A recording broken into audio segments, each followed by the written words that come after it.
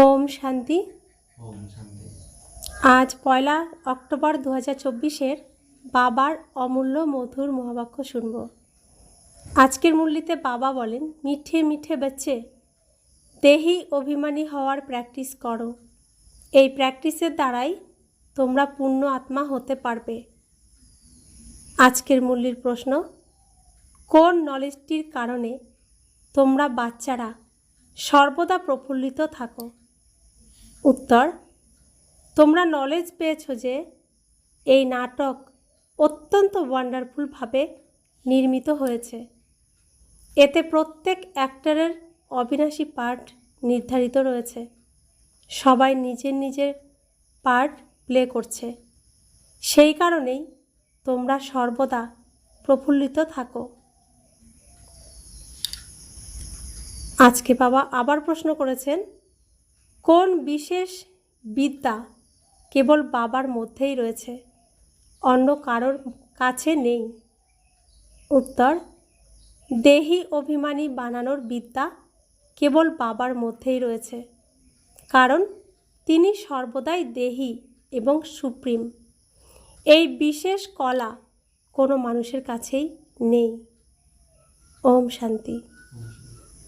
বাবা নিজে বসে থেকে আত্মিক বাচ্চাদেরকে বোঝাচ্ছেন নিজেকে আত্মা অনুভব করা উচিত।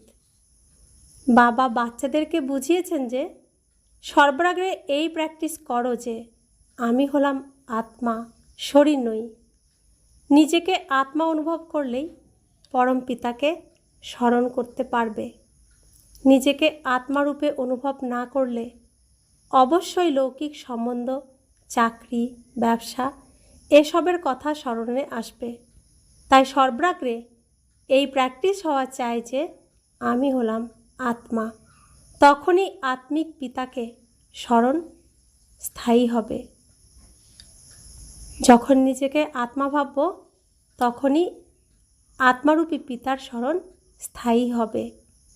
বাবা শিক্ষা প্রদান করছেন যে নিজেকে শরীর মনে করো না। সমগ্র কল্পে কেবল একবারই বাবা এই জ্ঞান প্রদান করেন, আবার 5000 বছর পরে এরকমভাবে বোঝাবেন। নিজেকে আত্মারূপে অনুভব করলে বাবার কথাও স্মরণে আসবে। অর্ধেক কল্প ধরে তোমরা নিজেকে শরীর বলে ভেবেছ, এখন নিজেকে আত্মারূপে অনুভব করো। তো অর্ধেক কল্প আমরা নিজেরা নিজেকে আত্মারূপে জানি, আর অর্ধেক কল্প আমরা নিজেকে শরীর রূপেই জানি। এখন আবার আমাদেরকে আত্মারূপে নিজের স্বরূপে স্থিত হতে হবে। তো বাবা বলছেন, তোমাদের মতো আমিও এক আত্মা, কিন্তু আমি হলাম সুপ্রিম। আমি তো আত্মারূপেই থাকি, তাই কোনো দেহ আমার স্মরণে আসে না। এই দাদাও তো শরীরধারী। ব্রহ্মা বাবা দাদা লেখরাজ ছিলেন, তিনিও শরীরধারী। কিন্তু শিব বাবা হলেন নিরাকার। প্রজাপিতা ব্রহ্মা হলেন সাকার শরীরধারী। শিব বাবার আসল নাম হলো শিব। তিনিও আত্মা, কিন্তু তিনি সর্বশ্রেষ্ঠ অর্থাৎ সুপ্রিম আত্মা। কেবল এই সময়েই এই শরীরে এসে প্রবেশ করি। কেবল এই সময় অর্থাৎ এই সঙ্গম যুগে, পুরুষোত্তম সঙ্গম যুগে তিনি আসেন, আর শ্রীকৃষ্ণের অন্তিম জন্মের অন্তিম শরীরে তিনি প্রবেশ করে এই গীতা জ্ঞান দেন। তিনি কখনোই দেহ অভিমানী হন না। সাকার শরীরধারী মানুষ দেহ অভিমানী হয়ে যায়, কিন্তু তিনি তো সর্বদাই নিরাকার। তাই তিনি এসেই এই অভ্যাস করান। তিনি বলছেন, তোমরা নিজেকে আত্মা রূপে অনুভব করো। মন দিয়ে বসে শিক্ষা গ্রহণ করো যে আমি হলাম আত্মা, আমি হলাম আত্মা, আমি আত্মা, শিব বাবার সন্তান। সব কিছুই তো প্র্যাকটিস করতে হয়। বাবা নতুন কিছু বোঝাচ্ছেন না। তোমরা যখন নিজেকে পাকাপাকিভাবে আত্মারূপে অনুভব করবে, তখন বাবাও পাকাপাকিভাবে স্মরণে থাকবে। দেহ অভিমান থাকলে বাবাকে স্মরণ করতে পারবে না। অর্ধেক কল্প ধরে তোমাদের শারীরিক অহংকার থাকে। এখন তোমাদেরকে শেখাচ্ছি যে নিজেকে আত্মারূপে অনুভব করো। সত্যযুগে কেউ এইভাবে শেখাবে না যে নিজেকে আত্মারূপে অনুভব করো। শরীরের অবশ্যই একটা নাম থাকবে, না হলে একে অপরকে ডাকবে কিভাবে? এখানে তোমরা বাবার কাছ থেকে যে উত্তরাধিকার পেয়েছো, সেটাই ওখানে তোমরা পুরস্কার হিসেবে প্রাপ্ত করবে। একে অপরকে তো নাম ধরেই ডাকবে, তাই না? কৃষ্ণও তো শরীরের নাম। নাম না থাকলে তো কাজকর্মই করা যাবে না। এমন নয় যে ওখানেও নিজেকে আত্মা অনুভব করার শিক্ষা দেওয়া হবে। ওখানে সকলেই আত্ম অভিমানী থাকবে। এখন অনেক পাপের বোঝা রয়েছে বলে এখানেই তোমাদেরকে এরকম অভ্যাস করানো হয়। সত্যযুগ ত্রেতাতে সকলেই আমি আত্মা, আমি পরমাত্মার সন্তান, এই স্মৃতি সবার থাকবে। সেখানে প্র্যাকটিস করানোর কোনো প্রয়োজন নেই। বাবা বলছেন এখন তোমাদের পাপের বোঝা অনেক বেশি, তাই জন্য তোমাদেরকে আত্মা এই অভ্যাস করানো হয়। ধীরে ধীরে একটু একটু করে পাপ করতে করতে এখন ফুল পাপাত্মা হয়ে গেছো তোমরা। অর্ধেক কল্প ধরে তোমরা যা কিছু করেছো সেসব তো অবশ্যই বিনাশ হবে, ধীরে ধীরে কমছে। সত্যযুগে তোমরা শতপ্রধান থাকো, তারপর ত্রেতা যুগে শত অবস্থা প্রাপ্ত করো। উত্তরাধিকার এই সময়েই পাওয়া যায়। নিজেকে আত্মা অনুভব করে বাবাকে স্মরণ করলেই উত্তরাধিকার পাওয়া যায়। এই সময়েই বাবা দেহি অভিমানী হওয়ার শিক্ষা দিচ্ছেন। সত্যযুগে কেউ এরকম শিক্ষা দেবে না। নিজ নিজ নাম অনুসারেই সব কিছু চলবে। এখানে তোমাদের প্রত্যেককে স্মরণের শক্তির দ্বারা পাপ আত্মা থেকে পুণ্য আত্মা হতে হবে। সত্যযুগে এই শিক্ষার কোনো প্রয়োজন নেই। এই শিক্ষা তোমরা ওখানে নিয়ে যাবে না। এখানে যে আমরা শিক্ষা গ্রহণ করছি, এই শিক্ষা আমরা সত্যযুগে নিয়ে যাব না। এই শিক্ষায় আমরা যা তৈরি হব তা হয়েই সেই সংস্কার নিয়েই আমরা যাব। বাবা বলছেন জ্ঞানও নিয়ে যাবে না, যোগও নিয়ে যাবে না। এখনই তোমাদেরকে পতীত থেকে পবিত্র হতে হবে। তারপর ধীরে ধীরে কলা কমতে থাকবে। যেভাবে চাঁদের কলা কম হতে হতে শেষে কেবল একটা দাগ রয়ে যায়। সংশয় প্রকাশ করো না। কোনো কিছু বুঝতে না পারলে জিজ্ঞেস করো। কিছু বুঝতে না পারলে বাবাকে মনে মনে জিজ্ঞেস করো যে বাবা এখানে আমি বুঝতে পারছি না, তো বাবা বুঝিয়ে দেবেন কারো না কারো মাধ্যমে। আগে তো নিশ্চয় করো যে আমি হলাম আত্মা। তোমরা আত্মারাই এখন তমপ্রধান হয়ে গেছো। আগে শতপ্রধান ছিলে, তারপর ধীরে ধীরে কলা কম হয়েছে। আমি হলাম আত্মা, এটা সঠিকভাবে বুঝতে পারোনি বলেই তোমরা বাবাকে ভুলে যাও। এটা হলো সর্বপ্রথম এবং মুখ্য বিষয়। আত্ম অভিমানী হলে বাবা এবং উত্তরাধিকার দুটোই স্মরণে আসবে, আর উত্তরাধিকার স্মরণে থাকলে পবিত্রও থাকবে, দিব্য গুণগুলো ধারণ হবে। এইম অবজেক্ট তো সামনেই রয়েছে। তো আমাদের এইম অবজেক্ট কি, উদ্দেশ্য কি?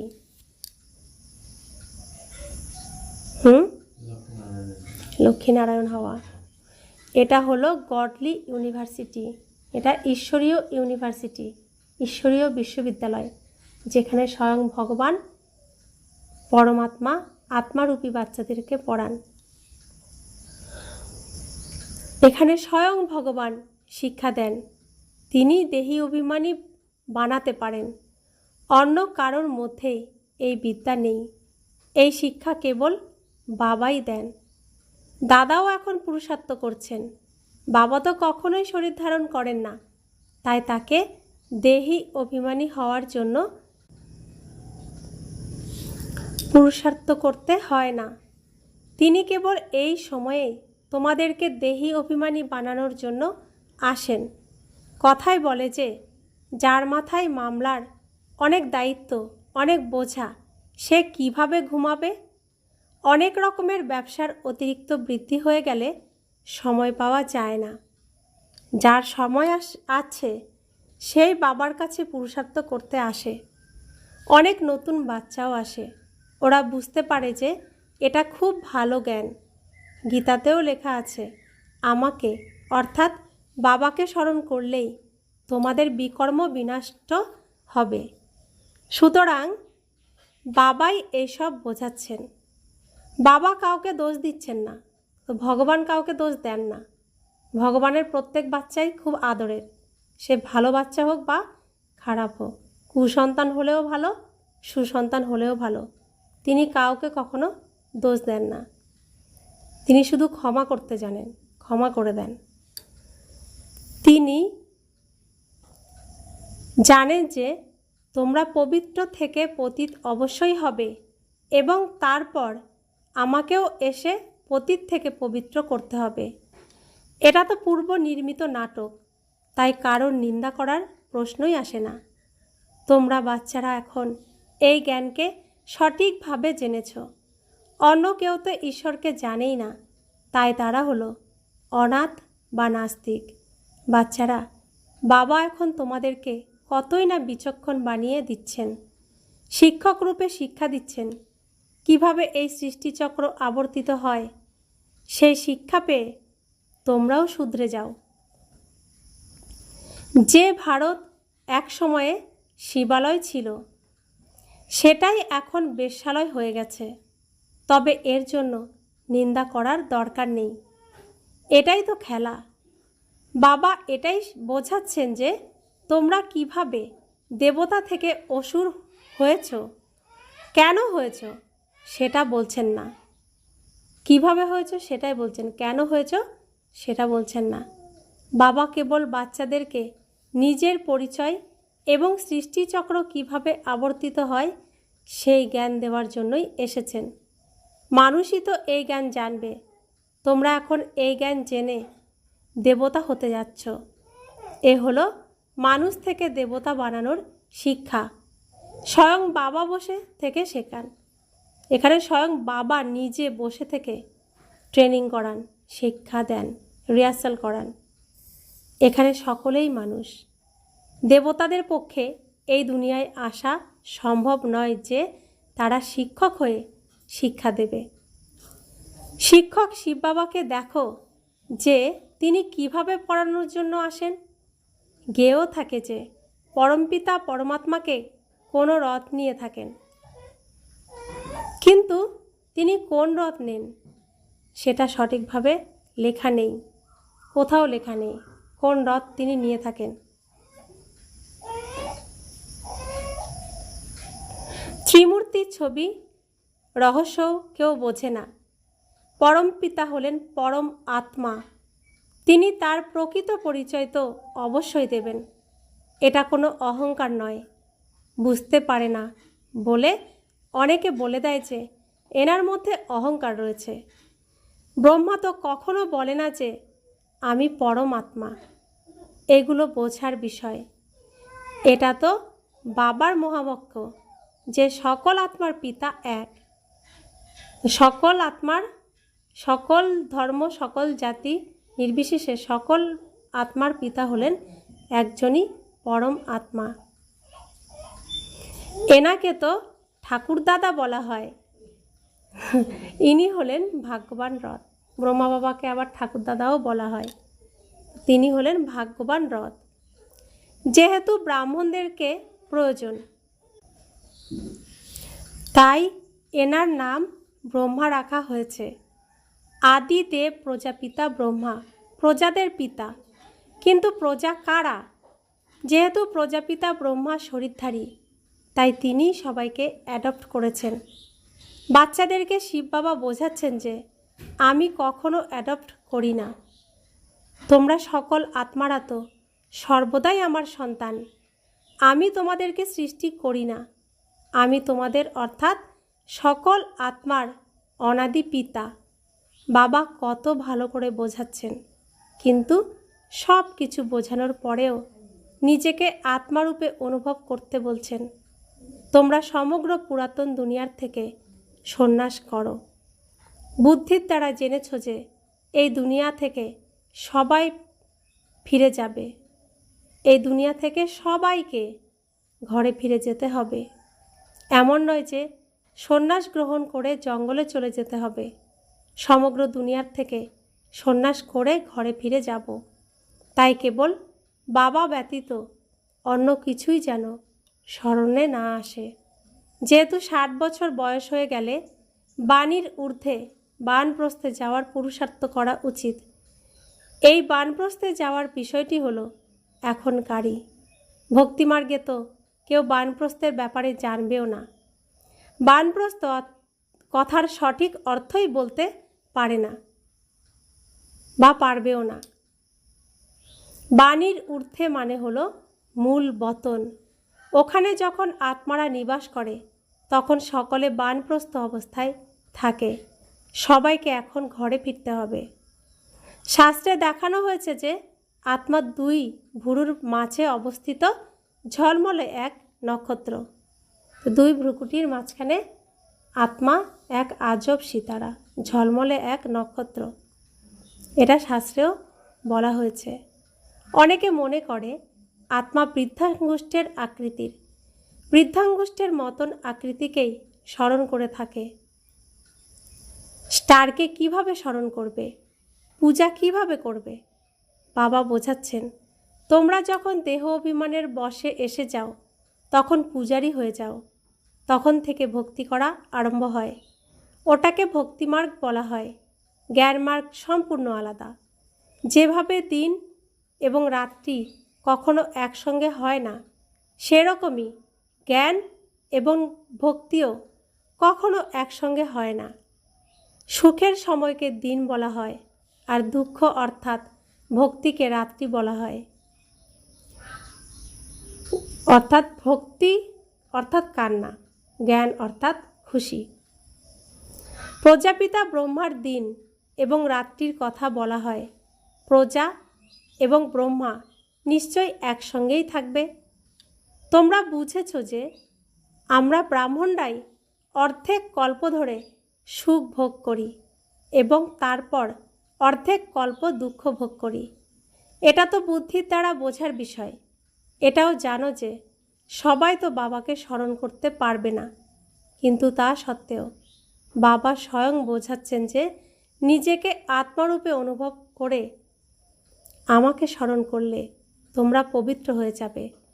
সবাইকে এই বার্তা দিতে হবে, সেবা করতে হবে। যে সেবা করে না তাকে ফুল বলা যাবে না।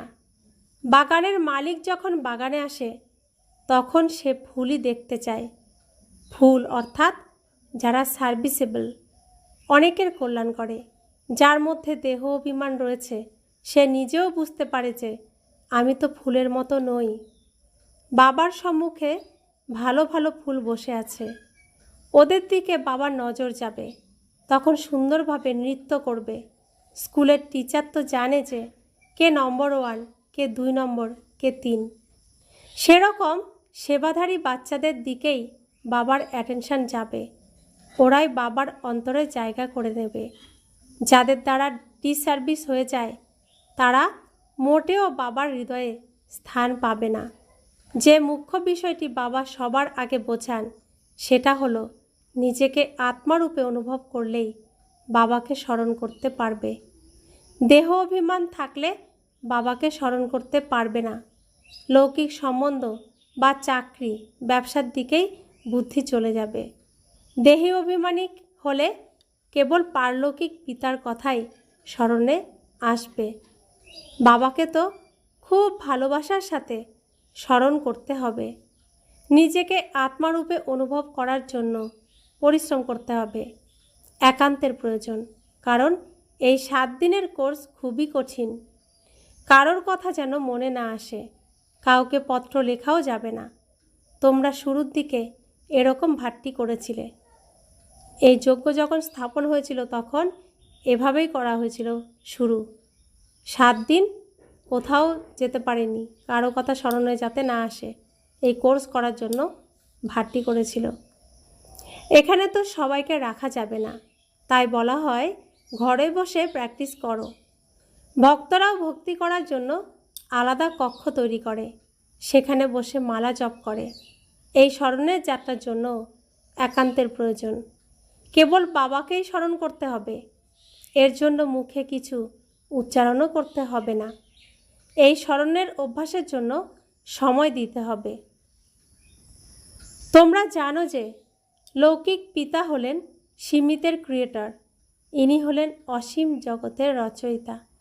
প্রজাপিতা ব্রহ্মাও অসীম জগতের, তিনি বাচ্চাদেরকে অ্যাডপ্ট করেন। শিব বাবা অ্যাডপ্ট করেন না।